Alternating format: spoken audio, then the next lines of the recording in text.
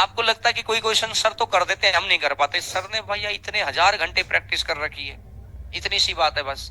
आप भी प्रैक्टिस करिए। आपने वो कहानी सुनी है कि एक अमेरिका के तैराक हुए हैं माइकल फिलिप्स, बहुत तगड़े स्विमर थे और बहुत जबरदस्त गोल्ड मेडल 2008 में तो उन्होंने घमासान ही उठा दिया था। चाइना के बीजिंग शहर में ओलंपिक हुआ, 8 बार वो पानी में उतरे और 8 बार गोल्ड लेके निकले। 8 बार पानी में उतरे और 8 बार गोल्ड लेके निकले। उससे पहले 2004 में एथेंस में हुआ था शायद ओलंपिक, शायद, और उसमें भी गोल्ड मेडल थे उनके 3। और फिर उससे अगले में 2012 वाले में भी उसके उनके गोल्ड मेडल थे। वो किसी कहीं एक जगह चूक गए और चूकते ही संन्यास घोषित कर दिया। इसका मतलब अब बॉडी मेरा साथ नहीं दे रही है, और इसका मतलब है कि अब वो व्यवस्थाएं नहीं बची शरीर में, और अब मुझे दूसरों को मौका देना चाहिए। यानी वो इतनी बेइज्जती महसूस कर गई। ऑस्ट्रेलिया के एक कीपर हुए हैं एडम गिलक्रिस्ट, प्रैक्टिस कर रहे हैं, बहुत जबरदस्त खिलाड़ी थे क्रिकेट के। आईपीएल भी खेला उन्होंने शुरुआती दौर में। और एक बार किसी टेस्ट मैच में खेलते खेलते एक आसान सा कैच छूट गया। एडम गिलक्रिस्ट के बारे में ये कहा जाता था कि जब गिलक्रिस्ट कीपिंग कर रहा है तो 2 स्लिपें हटा दो। इतना खतरनाक जंप था उस खिलाड़ी का। स्लिप में बॉल बहुत तेज गति से आती है, कटाक से, मतलब बहुत माइक्रो सेकंड में आदमी वहीं खड़ा हो तो इंडिया वाले तो वहीं खड़े खड़े भी छोड़ देते हैं। और वो सेकंड स्लिप तक जाने के बाद, मतलब कीपिंग का दर्जा तब जाके इंडिया में इस क्वेश्चन की कमी आ गई जब महेंद्र सिंह धोनी आ गए कि भैया कीपिंग में इनका भी बहुत तगड़ा खेल है, कि ऐसा कुछ खेल है ही नहीं कि भाई सिर्फ उनके पास ऐसी स्किल थी, इंडिया में भी ऐसी स्किल नहीं। जब तक महेंद्र सिंह धोनी कीपिंग नहीं कर रहे थे इंडिया की टीम पे, तो ये बात बार बार उठती थी कि जब ऑस्ट्रेलिया एडम गिलक्रिस्ट बना सकता तो इंडिया नहीं बना सकता भैया। अब हुआ क्या कि वो एक टेस्ट मैच खेल रहे थे और कोई खास बात नहीं थी, कंसंट्रेशन भंग हुई या जो भी हुआ, वो एक आसान सा कैच उनके हाथ से ड्रॉप हो गया। तो आसान सा ही कैच था, नहीं तो वो सेकंड स्लिप का कैच तक ना छोड़े। अब आसान सा कैच ड्रॉप होते उनके साइड में जो फील्डर था, तो उन्होंने कहा कि भाई कैच ड्रॉप हो गया, क्या बात। उसने कहा कि समझ तो मुझे भी नहीं आया। उन्होंने अपने इंटरव्यू में बताई ये बात कि समझ तो मुझे भी नहीं आया भाई, ये ड्रॉप हुआ क्यों। लेकिन मैं तुम्हें ये एक बात बता देता हूं, किसी को नहीं, तुम मेरे नजदीक खड़े हो, क्योंकि ग्राउंड है तो सब दूर दूर खड़े हैं, कोई बॉलिंग कर रहा है, कोई कप्तानी कर रहा है, कि ये मेरा आखिरी मैच, इसके बाद मैं नहीं खेलूंगा टेस्ट क्रिकेट। और जैसे ही आगे बढ़ूंगा कि कैच ही तो छुट्टी है, लेकिन मैंने बता दिया ना कि आज जो प्रेस कॉन्फ्रेंस होगी उसमें मैं संन्यास ले लूंगा। खड़े खड़े डिसाइड कर दिया उन्होंने कि अब इसका मतलब मेरी कंसंट्रेशन उतनी नहीं बची, मैं इस खेल पे, इसका मतलब मेरे से गड़बड़ तभी हो रही है कि जब मैं यहाँ ध्यान नहीं दे पा रहा हूं। और ध्यान नहीं दे पा रहा हूं तो इन लोगों से सीखने का क्या है, जो चैंपियन लोग हैं, ध्यान नहीं दे पा रहा हूं और इसलिए गड़बड़ हो रही है, तो इसका मतलब है कि मुझे इस फील्ड को छोड़कर कुछ और करना है। जब मेरा ध्यान का माइक्रो सेकंड भी अगर इधर उधर हो रहा है, अगर इस फील्ड में जब तक ही रहना है जब हमारा ध्यान पूर्ण हो। और फिर अपन सोचते हैं कि यार वो लोग ना, अरबों खरबों लोग उनको देखते हैं, पसंद करते हैं, कंपनियां उनको हजारों करोड़ रुपया देती हैं, हम, हमारा तो ध्यान रहता ही डाइवर्टेड है। हम तो ध्यान ना हो कोई फर्क ही नहीं पड़ता इन बातों से अपने को। तो ये जो माइकल फिलिप्स वाली बात बता रहा था, ये वाली बात बता रहा था, मैंने जिस पॉइंट पे आके दोनों को मैच करवाया, बातें दोनों की बताने को 1 लाख है, लेकिन जो पॉइंट है कि अब एक बार माइकल फिलिप्स से पूछा गया कि आपकी किस्मत बड़ी अच्छी है, आपको 8 गोल्ड मेडल मिले। उसने कहा कि आज के 8 साल पहले जाइएगा, मैं ओलंपिक में आया था और मैं एक भी गोल्ड मेडल लिए बगैर वापिस चला गया था, मैं तो फाइनल 8 में भी नहीं आ पाया था। यही खेल उसेन बोल्ट के साथ हुआ था, जो बहुत जमैका के धावक हैं। उन्होंने कहा था कि पहले 8 में भी नंबर नहीं पड़ा था मेरा, तो एक फाइनल राउंड जब आएगा ना कि 8 लोग अब तैरेंगे, इनको गोल्ड सिल्वर और भैया मिलेगा ब्रॉन्ज मेडल। इसी प्रकार वो जो बाकी बोला कि मेरा तो 8 में नंबर नहीं पड़ा, तो मुझे एक बात समझ में आई कि भाई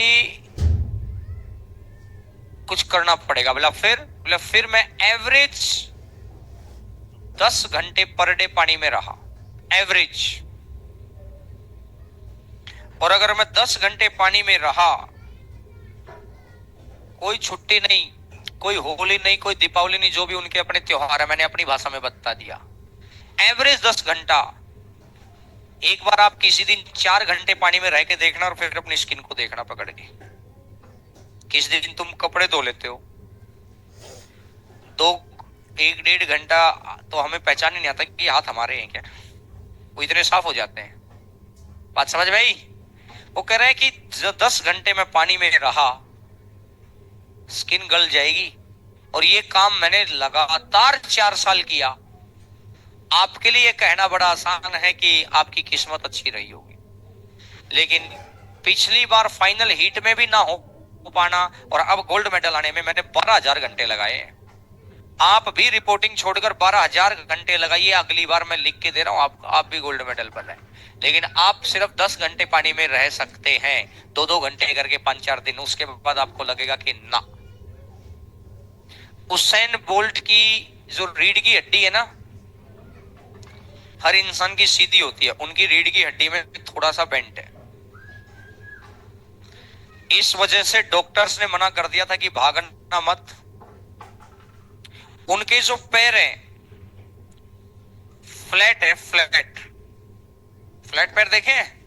फ्लैट पैर वाले को आर्मी में नहीं लिया जाता। क्यों? कि वो पैर चिपक जाएगा, तो नीचे जब तक एयर नहीं होगी तो वो उठेगा नहीं उतनी स्पीड से। तो जब वो उठेगा नहीं तो धरती पकड़ती है, जब वो उठेगा ही नहीं तो प्रेशर नहीं बढ़ेगा। तो भैया इसीलिए भाग तो आप सकते ही नहीं। रीढ़ की हड्डी है बेंट, कि अगर बहुत ज्यादा प्रेशर किया बॉडी पर तो ये दर्द करना शुरू कर देगी और गड़बड़ कर देगी। स्पीड आप ले नहीं सकते। क्यों? क्योंकि आपके पैर फ्लैट हैं। आर्मी में तो लेते ही नहीं ऐसे लोगों को, पानी में पैर रख के और चलवाते हैं। तो बस उनका देखना यही होता है कि एक तरफ से पैर थोड़ा मुड़ा हुआ है क्या, या पूरा फ्लैट पैर आ रहा है, क्योंकि वो भाग नहीं पाएंगे ना। और ये भागने में ही देश का दुनिया का नंबर 1। तीसरी कहानी, उनके पैर उनके धड़ से थोड़े लंबे हैं, तो जिसका ये वाला पोर्शन थोड़ा लंबा हो जाता है ना, उसको स्टार्टअप लेने में बहुत दिक्कत आती है, ऐसा कोच बताते हैं। तो उसेन बोल्ट को कहा गया कि तुम हाइट है, तुम मेरे भाई बास्केटबॉल खेलो, क्योंकि तुम्हें खेलना है, दावक के लिए तो नहीं बना है तुम्हारी बॉडी। तुम्हारी बॉडी में वो डिस्क्रिपेंसी है कि आप हो सकता है एक अच्छे एथलीट हो जाएंगे। आप जिस लेवल पर चाहते हैं कि वर्ल्ड में आपका नाम हो, उसके लिए कुछ योग भी होने चाहिए ना बॉडी के, वैसा पोस्चर होना चाहिए। कर नहीं पाएंगे। उन्होंने कहा कि ठीक है, आप मुझे प्रैक्टिस कराएंगे, सफल हुआ तो मैं और असफल हुआ तो मैं, आपको तो सबको कराना है, सबके साथ दौड़ाओ, ये वो। उसको खूब ही समझाया, माना ही नहीं। और रिजल्ट देखो। उनसे किसी ने पूछा कि आप पूरे, जैसे किसी रेस में वो 9 सेकंड भागे, किसी रेस में 10 सेकंड भागे, किसी में ऐसा करते करते करते करते ना, उन्होंने अपने जीवन काल की लगभग रेसों में पूरा जीवन काल का समय उन्होंने लगभग 10 मिनट में कवर कर दिया। और अगर ओलंपिक और जो बड़े इवेंट को करेंगे ना, तो 2 ही मिनट में भाग भूग लिए बस वो, क्योंकि 12-13 रेस हैं, 10 सेकंड के एवरेज में अगर निकाले थे तो 120 सेकंड, 2 ही मिनट भागे बस वो पूरे ओलंपिक में, जितने भी ओलंपिक में हिस्सा लिया। बात समझ में आई? 2 मिनट के समथिंग में भाग पाए, तो 2 मिनट के लिए एडिडास ने 3,000 करोड़ रुपए दे दिए कि आपको हमारे जूते पहनकर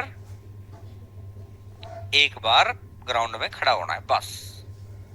और जब आप ग्राउंड में जाएं तो वहां पर अपने लेसेस खोल लेना और दोबारा बांध लेना, बस इतना काम है आपका। इस काम के आपको 3,000 करोड़ मिलेंगे। अब किस्मत कितनी अच्छी है कि 2 ही मिनट के 3,000 करोड़ मिले।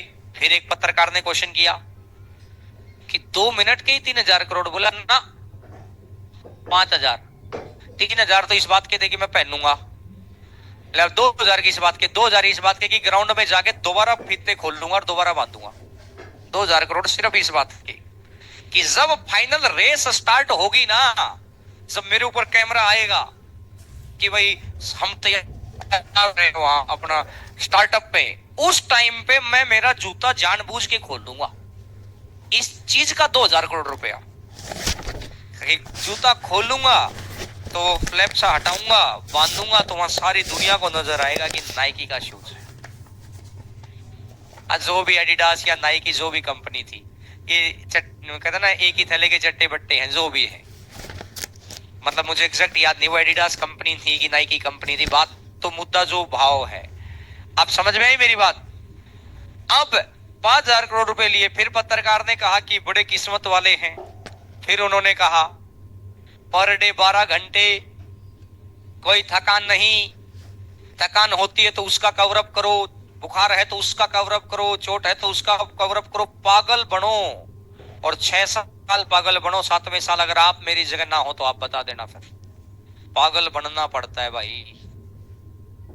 बात समझ में आई?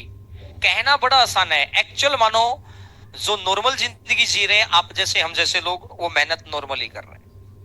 जो बिल्कुल हमसे भी डाउन है वो हमसे भी डाउन मेहनत कर रहे हैं। जो बहुत ज्यादा अप है वो कसम यकीन मानो वो बहुत ज्यादा मेहनत कर रहे हैं। कर्म किस्मत 1% साथ देता है। अब मैंने आपको 2 एग्जांपल बताए।